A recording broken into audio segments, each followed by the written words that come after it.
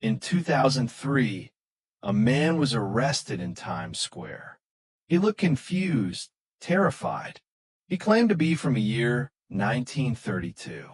At first, the cops thought he was mentally ill until he pulled out cash printed before World War II and gave him a missing persons report filed 71 years earlier. What you're about to hear has never been fully explained.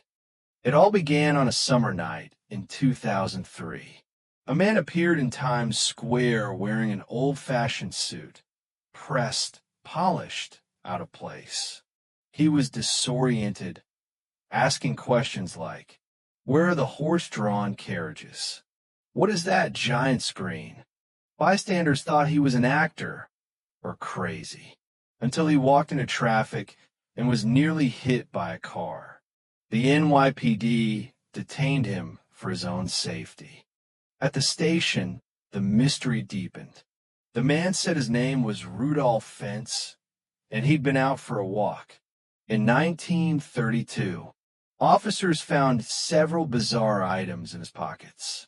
A business card for a horse stable that hadn't existed in 70 years. A letter postmarked 1929.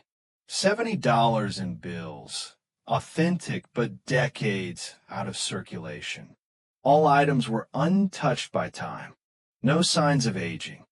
A curious officer decided to dig deeper, and what he found changed everything. A missing persons report from June 1932 was still on file.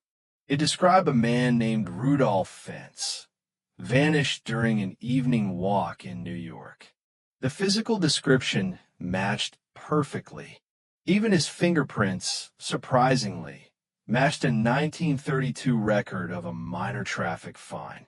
No one could explain how a man vanished in 1932 and reappeared in 2003 unchanged. Was it a hoax, a glitch in time, or a secret experiment that went too far?